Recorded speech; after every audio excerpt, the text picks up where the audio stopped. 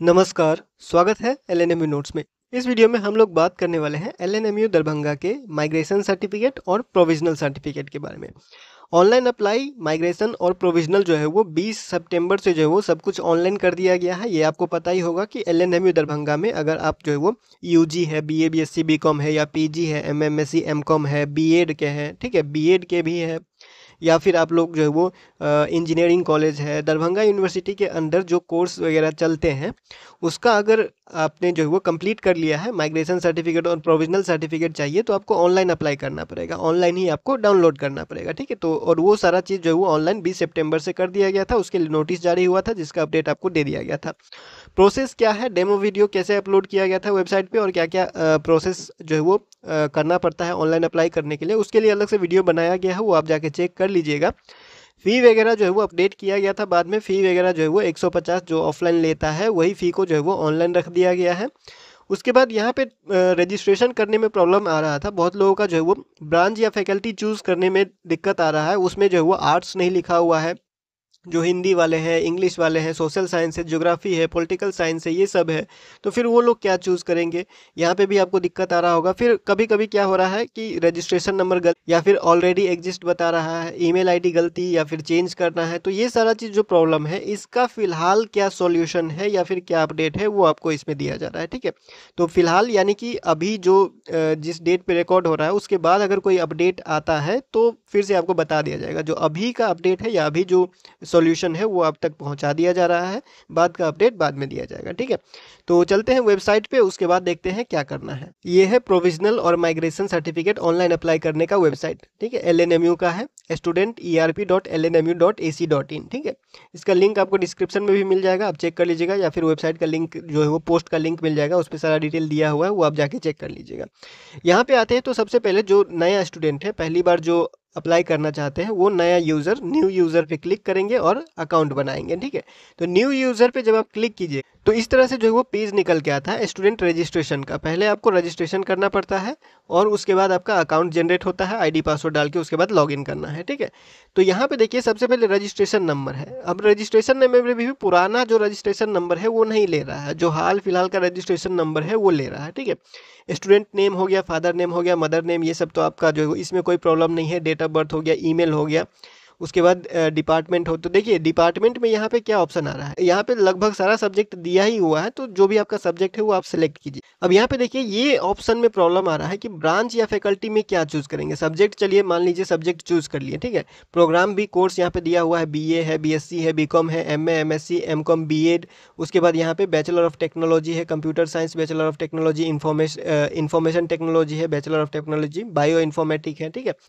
तो यहाँ पे आपको जो है वो इतना सारा ऑप्शन आ गया है, कोई भी कोर्स इसमें से है आपका तो वो अप्लाई कर सकते हैं। और यहाँ पे उसके बाद कॉलेज या यूनिवर्सिटी डिपार्टमेंट चूज़ करने का ऑप्शन है, जिसमें बीएड कॉलेज का और जितना भी प्राइवेट गवर्नमेंट कॉलेज है यूनिवर्सिटी के अंदर, वो सारा कुछ यहाँ पे आ चुका है और धीरे धीरे अपडेट ही हो रहा है, ठीक है।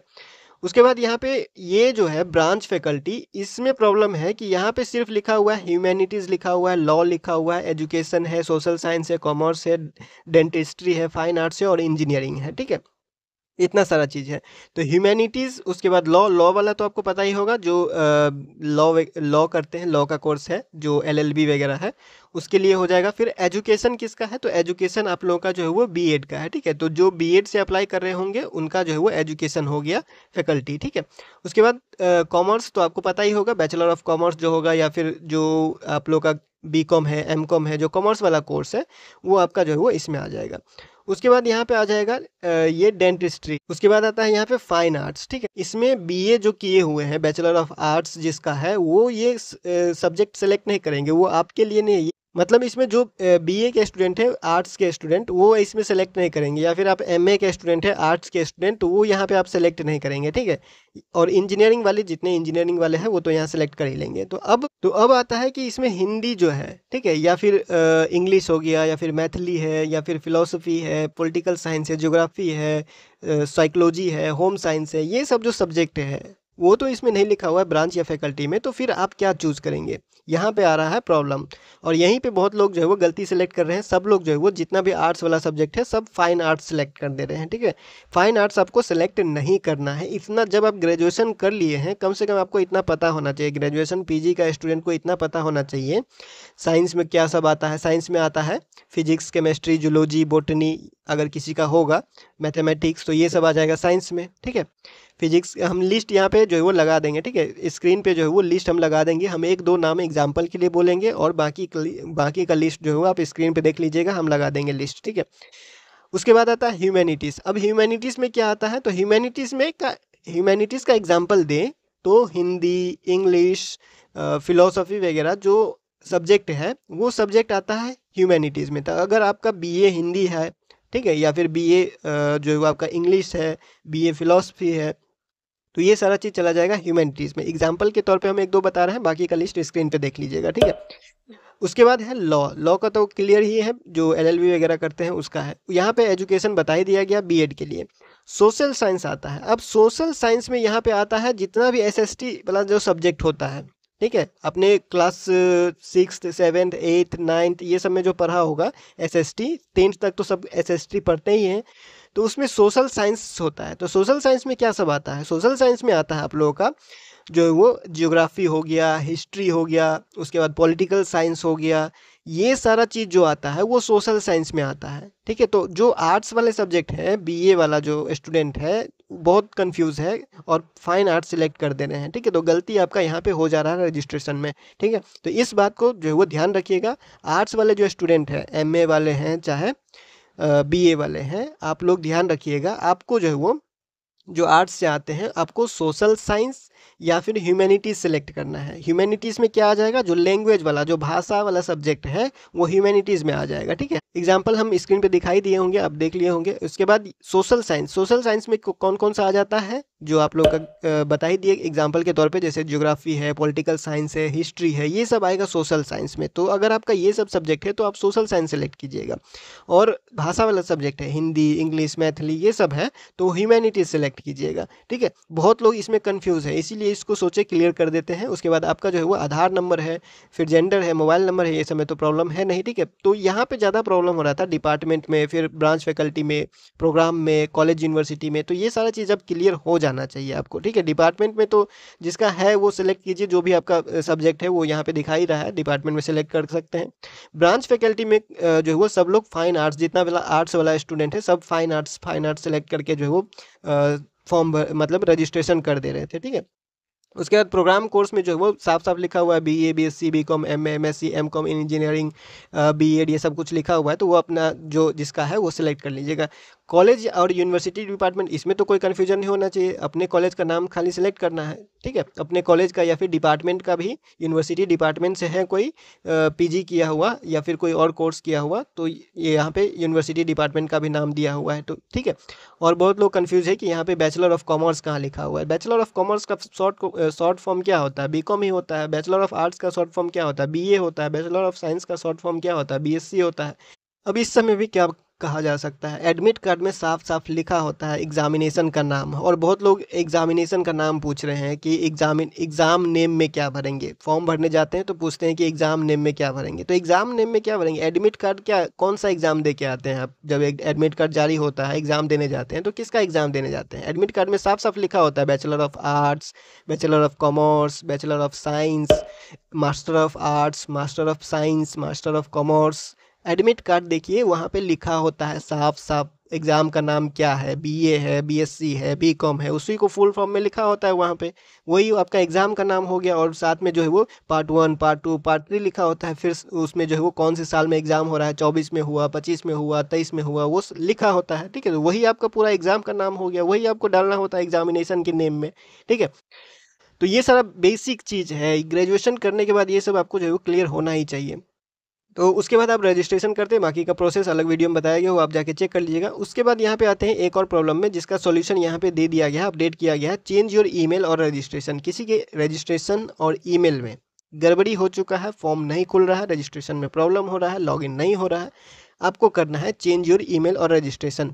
लेकिन इसमें एक कंडीशन दिया हुआ है, अगर आप इस पर क्लिक कीजिएगा तो यहाँ पे लिखा हुआ है this feature will work only if you have not applied for any certificate, यानी कि आपने कोई सिर्फ रजिस्ट्रेशन किया है लेकिन कोई फॉर्म नहीं भरा है किसी सर्टिफिकेट के लिए, यानी प्रोविजनल सर्टिफिकेट के लिए या फिर माइग्रेशन सर्टिफिकेट के लिए ऑनलाइन अप्लाई नहीं किया है, तो ये फीचर काम करेगा।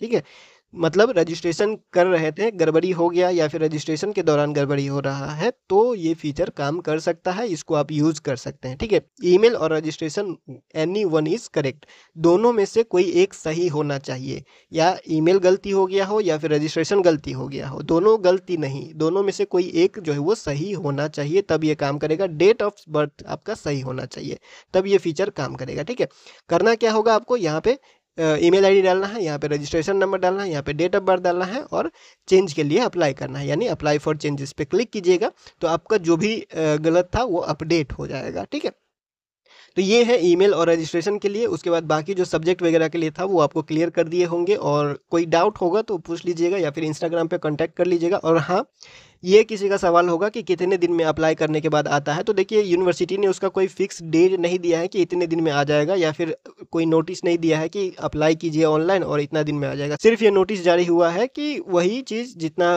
ऑफलाइन काम होता था वो सारा काम ऑनलाइन कर दिया गया है। प्रोविजनल और माइग्रेशन किसी को चाहिए तो ऑनलाइन अप्लाई कीजिए, ऑनलाइन ही डाउनलोड होगा, आप लोग का जारी होगा। बस इतना कहा है, कितना दिन में जारी होगा वो नहीं कहा, लेकिन 2 से 3 दिन में जारी हो जाएगा। 2 से 3 दिन वर्किंग डेज। ठीक है, वर्किंग डेज कहने का मतलब है छुट्टी का दिन काउंट नहीं होगा। 2 से 3 दिन जो है वो अगर बीच में छुट्टी आ जाता है तो वो दिन गिनती नहीं होगा। ठीक है, तो जब भी वर्किंग डेज कहा जाता है इसका मतलब ये होता है कि उसमें छुट्टी काउंट नहीं होता है, छुट्टी का दिन गिनती नहीं होता है। ठीक है, छुट्टी के दिन छोड़ के 2-3 दिन इंतजार करना पड़ेगा, तब जाके आपको मिलता है। बहुत लोग जो है वो हो सकता है कोई फॉर्म में मिस्टेक कर दिए हों, अप्लाई करने में मिस्टेक कर दिए हों, किसी का 1 हफ्ता 10 दिन 15 दिन लग रहा होगा।